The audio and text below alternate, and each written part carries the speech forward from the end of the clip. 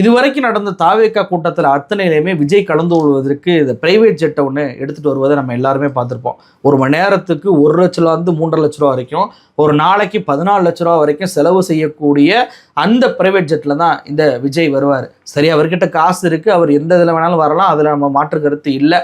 ஆனால் இது நாள் வரைக்கும் நாகப்பட்டினம் மீட்டிங்காக இருக்கட்டும், அல்லது வெவ்வேறு இடங்களில் அவர் பேசின மீட்டிங்காக இருக்கட்டும், எல்லா இடங்களுக்குமே பார்த்தீங்கன்னா விஜய் பயன்படுத்திய விமானம், அந்த பிரைவேட் ஜெட் என்பது பார்த்தீங்கன்னா விடி பிசிஆர் வகையை சேர்ந்தது. ஆனால் நேற்றைக்கு ஈரோடுக்கு வந்த விஜய் பயன்படுத்திய விமானம் என்பது விடி ஆர்எஃப்எக்ஸ் வகையை சேர்ந்தது. என்னங்க, எந்த விமானம் பயன்படுத்தினா என்ன, இதில் விமானத்தை மாற்றினதில் என்னங்க உனக்கு பிரச்சனை வரப்போகுதுன்னு கேட்குறீங்களா? அதில் தான் ஒரு பிரச்சனை இருக்குது. என்னன்னா, இவர் அந்த விமானத்தை மாற்றுறாருல, அந்த பிரைவேட் ஜெட் இவர் பயன்படுத்தி அந்த பிரைவேட் ஜெட்டு பார்த்தீங்க அப்படின்னா எந்த நிறுவனத்தை சேர்ந்தது? ரிஃபெக்ஸ் அப்படின்ற நிறுவனத்தை சேர்ந்தது. இந்த ரிஃபெக்ஸ் அப்படின்ற நிறுவனத்துக்கு தான் ஒரு வாரத்துக்கு முன்னாடி, இந்த மாதம் ஒரு வாரத்துக்கு முன்னாடி பார்த்தீங்கன்னா ஐடி ரெய்டு என்பது 3 நாட்கள் நடந்துச்சு. 3 நாட்களில் 1000 கோடி ரூபாய் அளவுக்கு இந்த ரிஃபெக்ஸ் நிறுவனம் எல்லா துறையிலையுமே, இவங்க பிரைவேட் ஜெட்ல இருந்து இவங்க வச்சிருக்க அத்தனை பிஸ்னஸ்லையுமே ஏமாற்று வேலை பண்ணியிருக்கிறாங்க, வரியை ஏய்ப்பு பண்ணியிருக்கிறாங்க அப்படின்ற குற்றச்சாட்டை ஐடி வச்சிருக்கிறாங்க.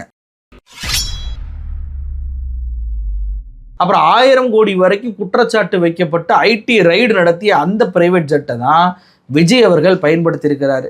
ஏன்பா, அது எந்த பிரைவேட் ஜெட்டாக இருந்தால் ஐடி ரைடு நடத்தினா என்ன, நடத்தலாம் என்ன, இவர் காசு கொடுக்குறாரு, பயணம் பண்ண போகிறாருன்னு சொல்லலாம். அப்போனா விஜய் அவர்கள் இந்த ஊழல், நான் கொள்ளையடிக்கிறது இப்படின்ற விஷயத்தெல்லாம் பேசக்கூடாது. ஏன்னா ஒரு தலைவர் அவர் பயன்படுத்துகிற விஷயத்தை கூட எல்லோருமே கவனிப்பாங்க அப்படின்றது தெரியுமா தெரியாதா? அதுவும் நாம் சொல்லக்கூடிய இந்த குற்றச்சாட்டு என்பது 1 வருஷம் 2 வருஷத்துக்கு முன்னாடி நடந்தால் கூட அது அப்போ நடந்தது அப்படின்னு சொல்லிட்டு போனால், ஒரு வாரத்திற்கு முன்னாடி நடந்தது, 6 நாட்களுக்கு முன்னால் எல்லா மீடியாக்கள்லையுமே இது செய்தியாக வந்திருக்கிறது. அது இந்த விஜய்க்கு தெரியாதா? அது விமானத்தை மாற்றக்கூடிய ஒரு நபர், விமானத்தை மாற்றும் போது அது எந்த நிறுவனம், அந்த நிறுவனத்தில் நம்ம பயணிப்பதன் மூலமாக பிரச்சனை வருமா வராதா அப்படின்றத யோசிக்கமா இல்லையா? இவன் அதானியோடைய ஜெட் எடுத்துட்டு வருவாரா? மோடி எப்படி அதானியோடைய விமானத்தை பயன்படுத்தி தேர்தல் பிரச்சாரத்தை பண்ணாரோ அதே மாதிரி விஜய் அதானியுடைய விமானத்தை எடுத்துட்டு அது விமர்சனம் ஆகாதா? அப்போ ஐடி ரைடு நடத்திய நிறுவனம் என்று தெரிந்தும் இந்த விமானத்தை அவர் பயன்படுத்திட்டு கொள்ளையடிக்கிறாங்க, ஊழல் பண்றாங்க அப்படின்னு பேசுவது முரண்பாடாக இருக்கதானே செய்யுது. இவருக்கும் ஐடி ரைடுக்கும் ஏதோ விருப்பமா இருக்கான்னு தெரியலங்க. ஏன் இந்த குற்றச்சாட்டு வைக்கிறேன்னா, இவருமே ஐடி ரைடு சந்திச்சவர் தான்.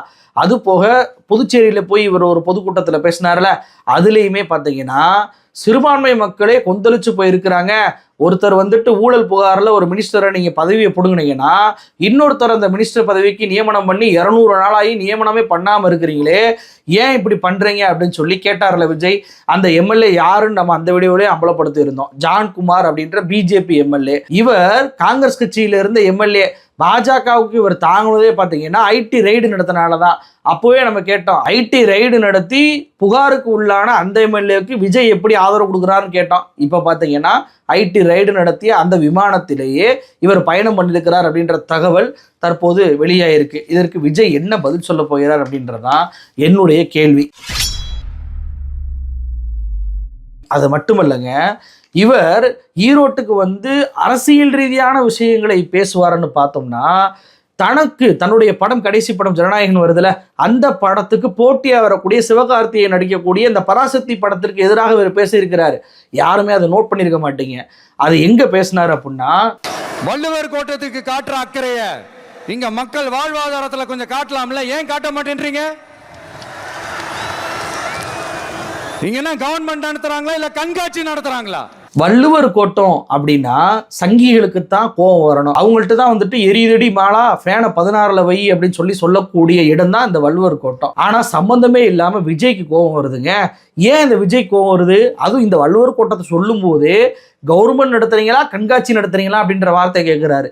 அப்போதான் எனக்கு இன்னும் சந்தேகம் தேடி போய் பார்த்தா, அந்த வள்ளுவர் கோட்டத்துல அன்னைக்கு தான் விஜய் பேசுறாருல, மதியம் பேசுறாரு, அன்று சாயந்தரம் தான் பார்த்தீங்கன்னா சிவகார்த்திகேயன் நடித்த பராசக்தி படத்துடைய கண்காட்சி என்பது அந்த வள்ளுவர் கோட்டத்தில் நடக்குதுங்க. வேர்ல்ட் ஆஃப் பராசக்தி அப்படின்ற பேரில் இந்தி திணிப்புக்கு எதிராக அந்த போராட்டத்தை நடத்தினாங்கல்ல மாணவர்கள், அந்த கதைக்கருவை வச்சு எடுக்கப்பட்ட அந்த பராசக்தி படத்துடைய கண்காட்சி, அந்த காலத்தில் இருந்த ட்ரெயின், அந்த காலத்தில் இருந்த மாட்டு வண்டி, அந்த காலத்தில் எப்படி இந்தி திணிப்புக்கு எதிராக மாணவர்கள் போராடினாங்க உள்ளிட்ட போஸ்டர் டிசைன்லேருந்து கண்காட்சியாகவே வள்ளுவர் கோட்டத்தில் வச்சிருக்கிறாங்க.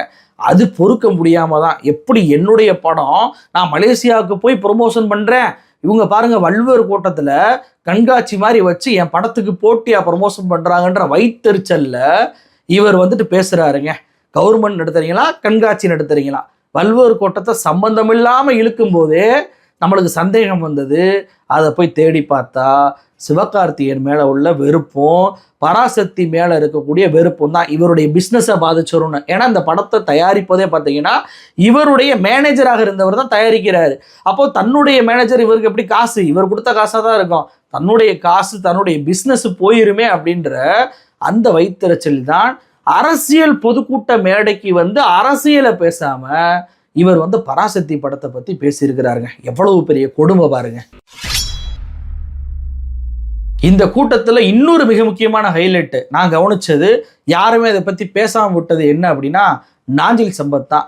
நாஞ்சில் சம்பத் சமீபத்தில் தான் தாவேக்காவில் போய் இணைஞ்சார்.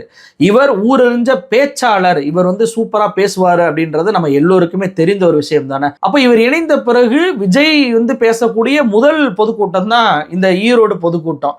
இந்த கூட்டத்தில் ஆதவ் அர்ஜுனா பேசுகிறாரு, சிடி நிர்மல்குமார் பேசுகிறாரு, அருண்ராஜ் ஐஆர்எஸ் பேசுகிறாரு, செங்கோட்டையன் பேசினாரு, புஷி ஆனந்த் பேசினாரு. இத்தனைக்கும் மாவட்ட செயலாளர்களை பேசவே விட மாட்டாங்க. இந்த கூட்டத்தில் செங்கோட்டையன் இருந்ததுனால அந்த திராவிட கலாச்சார அடிப்படையில் மாவட்ட செயலாளருக்கு வாய்ப்பு கொடுத்து பேச வச்சாருன்னு வச்சுக்கோங்களேன். ஆனால் நாஞ்சில் சம்பத் ஏன் பேசவே இல்லை? நாஞ்சில் சம்பத் அந்த கூட்டத்துக்கு கூட வரலையே. ஒரு பார்வையாளராக அட்லீஸ்ட் விஜயுடைய கேரவனில் வந்து அவரை வரவேற்கக்கூடிய இடத்துல கூட நாஞ்சில் சம்பத் இல்லைங்க. 1 மணி நேரமாக பார்த்தீங்கன்னா புதிய தலைமுறை டிவியில் வந்துட்டு இந்த நிகழ்ச்சியை பற்றி சிலாகித்து பேசிக்கிட்டு இருக்கிறாரு நாஞ்சில் சம்பத். ஏன் அவர் அந்த பொதுக்கூட்டத்துக்கு கூப்பிடல அப்படின்றதுக்கு பதிலே இல்லை. நாம சென்ற வீடியோலேயே சொல்லியிருந்தோம், அதாவது நாஞ்சில் சம்பத் கலந்து கொண்ட முதல் மீட்டிங், அதில் தொண்டர்களை சீண்டினாரு, தொண்டர்களை பார்த்துட்டு வாயை புத்துறாண்டாரு, இப்படிலாம் சொன்னால் வைப் பண்ணுற அந்த பசங்களுக்கு பிடிக்காது, இவர் வந்துட்டு அந்த வைப் பண்ணுற பசங்களுக்கு ஏற்றாப்புல மாறிக்கிறணும்னு சொன்னோம். ஆனால் இன்னைக்கு நம்ம சொன்னதை போலவே பார்த்தீங்கன்னா விஜயுடைய கூட்டத்துக்கு நாஞ்சில் சம்பத்தை புறக்கணிச்சிருக்கிறாங்க. இவரை புறக்கணிச்சதற்கு எந்த காரணமாக இருந்தாலுமே புறக்கணிப்புனால தானே இவர் தாவைக்கால போய் இணைஞ்சாரு. எனக்கு வந்துட்டு உதயநிதி மீட்டிங் கூப்பிட்டாங்க, எனக்கு வந்து திமுக மீட்டிங்கு புக் பண்ணியிருந்தாங்க, எல்லாத்தையும் கேன்சல் பண்ணிட்டாங்க, அதனால என்னை புறக்கணிக்கிறாங்க, அதனால தான் நான் கட்சி போய் மாறினேன் அப்படின்னு சொல்லி இவரே பேட்டியில் வந்து பேசியிருக்கிறாரா இல்லையா? அப்போ நாஞ்சில் சம்பத் அவர்கள் புறக்கணிக்கப்பட்டதுனால தான் தாவைக்கால போய் இணைஞ்சாரு. அப்போ தாவேக்காலே புறக்கணிப்பு நடக்குது அப்படின்னா திருப்பி அங்கேருந்து வேறு கட்சிக்கு மாறிடுவாரா? ஏன்னா இது ஈரோடு கூட்டம், ஈரோடு ஆட்களை மட்டும் பேசுகிறாங்கன்னா கடந்து போயிடலாம். ஆனால் எல்லாருமே பேசியிருக்கிறாங்க, ஆனால் நாஞ்சில் சம்பத் மட்டும் இல்லை அப்படின்றப்போ அதற்குரிய காரணத்தை நாஞ்சில் சம்பத்தும் சொல்லலை, விஜயுடைய தலைமை நிர்வாகமும் சொல்லவே இல்லை. அதுவும் செங்கோட்டை நடத்த நிகழ்ச்சிக்கு ராஜ்மோகன்லாம் பேசும்போது நாஞ்சில் சம்பத் எந்த வகையில் குறைஞ்சு போனார் அப்படின்ற கேள்விதான் எனக்குள்ளே எழுது. அப்போ விஜயுடைய நிர்வாகம் எப்படி இருக்கு பாருங்க. இவர் கலந்து கொண்டார்ல, இவ்வளவு செலவு பண்ணியிருப்பார் செங்கோட்டையன், கண்டிப்பா அந்த செலவுக்கு பண்றாங்க அப்படின்னா அந்த மாவட்ட செயலாளரை பாராட்டுவாங்க. சிறப்பான ஏற்பாடு பண்ணியிருக்கிறீங்க, மாவட்ட நிர்வாகத்திற்கு என்னுடைய நன்றியை சொல்லிக்கிறேன், உங்களுக்கு நான் பாராட்டுகளை தெரிவிச்சுக்கிறேன் அப்படின்னு சொல்லிட்டு பேரை குறிப்பிட்டு பாராட்டுவாங்க தலைவர்கள். இதுதான் காலங்காலமாக மேடைகள்ல நடக்கக்கூடிய விஷயம். ஆனா இங்க பாருங்க, செங்கோட்டையனை பத்தி ஒரே ஒரு இடத்துல மட்டும்தாங்க சொல்றாரு, செங்கோட்டையன் நம்மிடம் இணைந்தது மிகப்பெரிய பலம், இவரை போலவே பலர் வருவாங்க, இவ்வளவுதாங்க. என்ன ஈரோடு எவ்வளோ பேர் உழைச்சிருப்பாங்க, அந்த மாவட்ட செயலாளர்லேருந்து போலீஸ் அனுமதியிலேருந்து வாங்கினதுலேருந்து அந்த ஒவ்வொரு விஷயத்தையுமே அந்த மீட்டிங் நடக்குவதற்கு அவ்வளவு உழைப்புகளை இரவு பகலாக கொடுத்த அந்த மாவட்ட செயலாளருக்கு தான் சொல்லியிருக்கலாம்ல, புதிதாக இந்த செங்கோட்டையனுக்கு போய் ஏதாவது பேசியிருக்கலாம்ல, சத்யபாமா எம்பி முன்னாள் எம்பி அவரை பற்றி பேசியிருக்கலாம்ல, எதுவுமே இல்லைங்க. தன்னுடைய தொண்டர்களுக்கு எப்பா தொண்டர் படை வந்து சிறப்பாக கையாண்டீங்க, நல்லா பண்ணீங்க, உங்களுக்கு நன்றி, அதாவது சொன்னாரா? அதுவும் இல்லை, எதுவுமே இல்லை. பேசுறதுக்கு டைம் இருக்கு, 1 மணி வரையும் டைம் இருந்தோம், 12:30 முடிச்சுட்டு விறுவிறுன்னு கிளம்புறாருங்க. ஒரு நிர்வாகிகள் சந்திப்பு எதுவுமே இல்லாத நிலைமை தான் விஜய் விஷயத்துல நடப்பதை பார்க்க முடியுது. அப்போ நாஞ்சில் சம்பத் ஒரு பக்கம் புறக்கணிக்கப்படுகிறார், இன்னொரு பக்கம் செங்கோட்டையன் அவமானப்படுத்தப்படுகிறார். இதுதான் விஜய். இது எல்லாத்தையும் விட ஒரு கொடுமையான விஷயம் என்னன்னா, இவர் சொல்றாரு மக்களுக்கு ஏதாவது ஒரு பிரச்சனை அப்படின்னா நான் வந்து நிற்பேன், கடைசி வரைக்கும் நிற்பேன். எப்படி கரூர்ல இருந்து சென்னைக்கு இவருடைய ரசிகர்கள் இறந்துகிட்டு இருக்கான், கீழே பார்க்கறாரு, தண்ணி பாட்டில் எடுத்து போடுறாரு. கரூர்ல இருந்து உடனடியாக இமிடியேட்டா திருச்சிக்கு ஓடுறாரு. திருச்சியில வந்து 30 பேர் இறந்து போயிட்டாங்கன்னு சொல்றாங்க. அதை கேட்டுக்கிட்டே விமானத்துக்கு மேல ஏறுறாரு, சென்னைக்கு போறாரு, வீட்டுல போய் பதுங்கிக்கிட்டாரு. இவர் வந்து கடைசி வரைக்கும் நிற்பேன் அப்படின்றாரு. அது எதற்கு அவர் சொல்றாரு? இலவச திட்டங்களுக்கு நான் எதிரானவன் இல்லை, ஆனா ஓசின்னு சொல்லி கொச்சப்படுத்துறீங்களா, இப்படிலாம் சொன்னீங்கன்னா நான் வந்துட்டு பார்த்துக்கிட்டு சும்மா இருக்க மாட்டேன், கேட்கறதுக்கு ஆளுன்னு நினைக்கிறீங்களா, அந்த விஜய் இருக்கான் அப்படின்றாரு. ஏங்க இவர் நடிச்ச சர்க்கார் படத்துல இலவச பொருட்களை வந்துட்டு தீயில போட்டு எரிப்பாங்க. அப்போவே அதில் எனக்கு உடன்பாடு இல்லைங்க, அது ஒரு காட்சி தாங்க, அது இயக்குனருடைய சிந்தனைங்க அப்படின்னு சொல்லிட்டு தான் அறிக்கை விட்டாரா? இல்லை. இவர் அறிக்கை விடாதனால என்னாச்சு? 2018ஆம் ஆண்டு மட்டும் இருக்கக்கூடிய வீட்டில் இருக்கக்கூடிய இலவச மிக்சி, இலவச ஃபேனு, இலவச டிவி, அரசு கொடுத்த லேப்டாப்பு, அரசு கொடுத்த சைக்கிளு எல்லாத்தையும் தீ வச்சு எரிச்சான் இந்த விஜய் ரசிகர்கள் நிகழ்கான.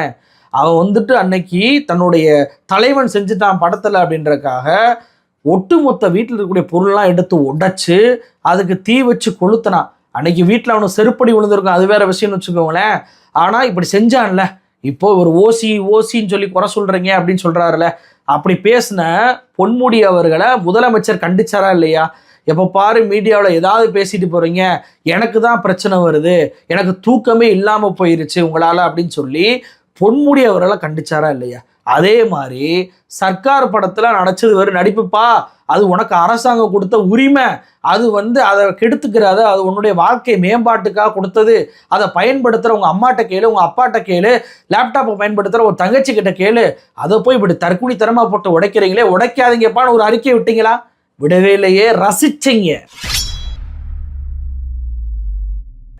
நம்மளை போலவே நம்மளுடைய ரசிகர்கள் தூக்கி போட்டு உடைக்கிறான் அப்படின்னு சொல்லி ரசிக்கிறீங்க. உங்களுக்கு என்னங்க மிக்சி பற்றி அருமை தெரியும், உங்களுக்கு லேப்டாப்பை பற்றி என்ன தெரிய போகுது, உங்களுக்கு அதெல்லாம் பிச்சைக்காரனுக்கு போகிற டிப்ஸ் மாதிரி நீங்கள் நினைப்பீங்க. ஆனால் அவனுக்கு அது பெரிய பொருளுங்க. அந்த பொருளை தூக்கி உடைக்கிறான், தன்னுடைய ரசிகர் அப்படி பண்ணுறான்றப்போ கொஞ்சமாவது வாயை திறந்தீங்களா? நீங்கள் திறக்கவே இல்லை, அமைதியாக இருந்து ரசிச்சுட்டு இன்னைக்கு வந்துட்டு நான் இலவசத்துக்கு எதிரானவன் இல்லைங்க, நான் வந்து ஓசின்னு சொன்னீங்கன்னா நான் வந்து நிற்பேங்க அப்படின்னு சொல்லுவது முன்னுக்கு பின் முரணா இல்லையா? ஒரு மனிதன் அரசியலுக்கு வந்து தான் இதெல்லாம் செய்யணும்னு இல்லைங்க. தனி மனிதனாக இருக்கும் போதே அவன் சினிமா நடிகனாக இருந்தாலும் எந்த ப்ரொஃபஷனில் இருந்தாலுமே ஒருத்தன் இப்படி போட்டு நம்மளால் உடைக்கிறான் அப்படின்னா அவனை வழிநடத்தணும். அதை விட்டுட்டு அப்போலாம் ரசிச்சுட்டு இப்போ மட்டும் வந்துட்டு நான் வந்துட்டு அப்படிலாம் கிடையாது, நான் இலவசத்துக்கு ஆதரவானவன் பேசுவது முட்டாள்தனமாக இருக்கா இல்லையா? இதை விட இவர் பாஜகவுடைய அமித்ஷாவுடைய ஆளு தான் அப்படின்னு சொல்லி ஒத்துக்கிட்டாருன்னு சொன்னல, அதை பற்றி பார்த்துடலாம். அதாவது இவர் என்ன சொல்றாரு, இனிய சினிமா டைலாக்னு சொல்லிட்டு முதலமைச்சரே சினிமா டைலாக் பேசுறாருன்றாரு. அது என்ன சொல்றாருன்னா, எங்க கேரக்டரையே புரிஞ்சுக்கிற மாட்டீங்கன்னு. முதலமைச்சர் என்ன அவரை வச்சு அவர் சினிமா டைலாக் பேசினார்? அவங்கள மாதிரி தமிழ்நாட்டு மக்களை மையப்படுத்தி பேசினார். அந்த வீடியோ பாத்தீங்களா இல்லையா? போட்டு காட்டுறேன் பாருங்க. பிஜேபிக்கு எதிராக ஐடியாலஜிக்கல் ஃபைட் பண்ணிக்கிட்டு இருக்கக்கூடிய ஒரே மாநில கட்சி நம்முடைய திமுக தான். அவங்களால வெற்றி கொள்ள முடியாதது நம்முடைய தமிழ்நாட்டை மட்டும்தான். அதனால்தான் அமித்ஷா போன்றோருக்கு நம்ம மேல எரிச்சல். பேசினாங்கல்ல, அண்மையில கூட என்ன பேசினார் அவரு? பீகாரை ஜெயிச்சிட்டோம், அடுத்து டார்கெட் தமிழ்நாடு தான் சொல்றாரு.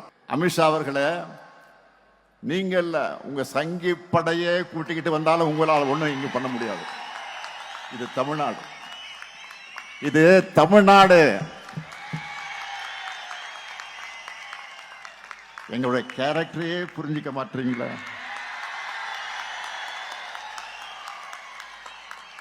அன்போட வந்தா அரவணைப்போம், ஆணவத்தோட வந்தா அடிபடைய மாட்டோம், எதிர்த்து நிற்போம். இதுல பாருங்க தெளிவா சொல்றாரு. அதாவது எங்க கேரக்டரை புரிஞ்சுக்கிற மாட்டீங்கன்னு சொல்லிட்டு நாங்க அன்பா வந்தா அரவணைப்போம், ரவுடித்தனம் பண்ணனா அடிச்சு விரட்டுவோம் அப்படின்றாரு. அதாவது யாரை சொல்றாரு? தமிழ்நாட்டு மக்களுடைய பண்பை சொல்றாரு. தமிழ்நாட்டு மக்களுடைய கேரக்டரை தான் எங்க கேரக்டரே புரிஞ்சுக்கிற மாட்டேன்றாரே தவிர தனிப்பட்ட முதலமைச்சர் ஸ்டாலின் என்னுடைய கேரக்டரை நீ புரிஞ்சுக்கிற மாட்டேன்னு சொல்லி சினிமா வசனத்தை முதலமைச்சர் பேசவே இல்லை. அப்படி பேசியிருந்தாருன்னா என்னப்பா என்னே மாதிரியே நீ சினிமா வசனம் பேசுறியேன்னு சொல்லி நீ கேட்கலாம், கதறலாம், தப்பு கிடையாது. ஆனால் நீ பேசுறதெல்லாம் சினிமா டைலாக்காக பேசிட்டு முதலமைச்சர் தமிழ்நாட்டு மக்களை மையப்படுத்தி பேசின ஒரு விஷயத்த நான் வந்துட்டு கொச்சப்படுத்துவேன் அப்படின்னு சொல்லி வரேன்னா என்ன உனக்கு பின்னணி? அமித்ஷாவை நோக்கி தானே அந்த கேள்வியை கேட்டார் முதலமைச்சர், பாஜகவை நோக்கி தானே அந்த கேள்வியை கேட்டார் முதலமைச்சர்.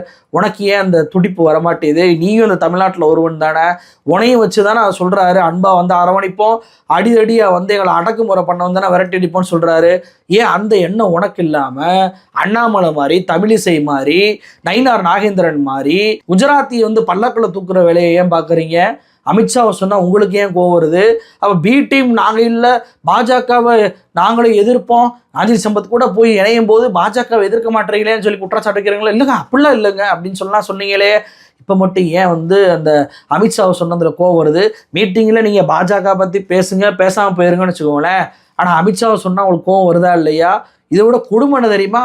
இவர் அமித்ஷாவை காப்பாத்துறாருங்க. பாஜக மோடியை எப்படி காப்பாத்துறாருன்னா, இவர் ஈரோடு பொதுக்கூட்டத்தில் என்ன சொல்றாரு, தமிழ்நாட்டில் பீக் அவர் சார்ஜஸ் சொல்லி கொண்டு வந்துட்டாங்களாம். இதனால சிறு குறு தொழில்கள் எல்லாம் பாதிக்கப்படுதான்.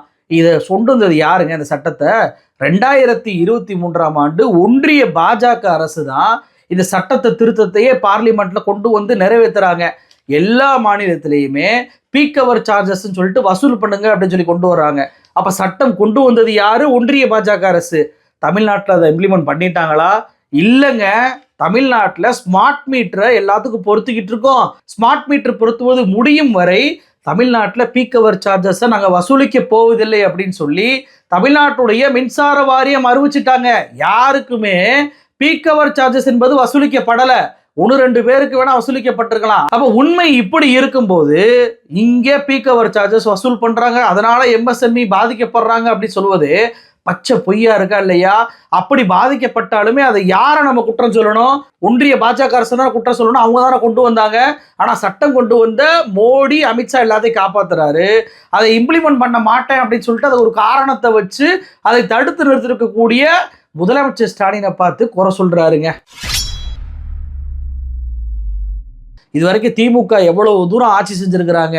அப்போல்லாம் பீக் அவர் சார்ஜஸ்ன்னு வரலையே, இப்போ மட்டும் ஏன் வருது? அது 2023க்கு பின்பு ஏன் வருது அப்படின்னா, ஒன்றிய பாஜக அரசு மாற்றினதுனால தான். சில பேர் கேட்கலாம், என்னங்க ஒன்றிய பாஜக அரசு மாற்ற சொன்னால் நீங்கள் ஏங்க மாற்றுறீங்க? அப்போ 2 பேரும் கூட்டானு உதய் மின் திட்டம் அப்படின்ற திட்டத்தில் இந்த ஓபிஎஸ் இபிஎஸ் இருக்க ஆட்சியில் போயிட்டு பாஜகவுக்கு தமிழ்நாட்டை அடகு வச்சாங்க தெரியுமா? அப்போ போய் கையெழுத்து போட்டாங்க. உதய் மின் திட்டத்தில் தங்கமணி போய் கையெழுத்து போட்டார். அதாவது இனிமே இந்த மின்சார கொள்கையில் வகுக்கக்கூடிய பவர் என்பது மாநிலத்திலிருந்து ஒன்றியத்துக்கு போயிடுது. ஒன்றியம் வந்து என்ன சொல்லுதோ அதன்படி தான் கையெழுத்து போடலாம். சொத்து வரி இன்னைக்கு ஏறிக்கிட்டே போகுது, இன்னைக்கு வந்துட்டு குடிநீர் வரி ஏறிக்கிட்டே போகுது, இன்னைக்கு வந்துட்டு மின்சார பில்லு வந்து ஏற்றிக்கிட்டே போகிறாங்கன்னா அதற்கு காரணம் இங்கே இருக்கக்கூடிய ஓபிஎஸும் இபிஎஸும் போய் டெல்லியில் போய் கையெழுத்து போட்டதுனால தான். ஒன்றிய அரசை எதிர்க்காம ஒன்றிய அரசுக்கு கொண்டு வந்த அந்த நிபந்தனைக்கு ஆதரவு கொடுத்தனால தான் இன்னைக்கு அந்த கையெழுத்துனாலேயே வேற வழி இல்லாமையே இது எல்லாம் நாம் அமல்படுத்த வேண்டியதாக இருக்குது. அப்போ இந்த கோரிக்கையை யார்கிட்ட போய் நீங்கள் வைக்கணும்? கண்டனமோ கோரிக்கையோ ஒன்றிய பாஜக அரசை பார்த்துட்டு என்னப்பா விக்சிக் பாரத்னா சொல்லிக்கிட்டு இருக்கியே, உனக்கு நாக்கு கூசலையா, உனக்கு வந்துட்டு வெக்கமா இல்லையா மோடி அப்படின்னு சொல்லி விஜய் கேட்டிருக்கணுமா இல்லையா? ஆனால் மோடி பண்ண தப்புக்கு, அமித்ஷா பண்ண தப்புக்கு ஸ்டாலினை குறை சொல்வது எங்க நியாயம்? அப்போ எப்படிப்பட்ட பேச்சு அவர் பேசுகிறாரு பாருங்க. இவர் பேசுனதெல்லாம் எல்லாமே பொய் தான். பட்டியல் போட்டு என்னால் சொல்ல முடியும். சென்ற நேர்காணலில் நம்ம விளக்கமாக கொடுத்ததுனால நம்ம இந்த விஷயத்தை மட்டும் குறிப்பிட்டு பேசிக்கிட்டு இருக்கோம். அப்போ வந்த விமானம் ஐடி ரைடு சிக்கின விமானம். நாஞ்சில் சம்பத்துக்கு ஒன்றையும் காணாம். சினிமாத்தனமாக பராசக்தி படத்தை எதிர்க்கிறீங்க. முதலமைச்சர் ஸ்டாலினுக்கு எதிராக அமித்ஷாவுக்கு ஆதரவாக களமாடுறீங்க. உங்களை என்னன்னு சொல்லி கூப்பிடுறது அப்படின்றது தான் எனக்கு தெரியலை. நேயர்களே அந்த முடிவெடுக்கட்டும். நன்றி.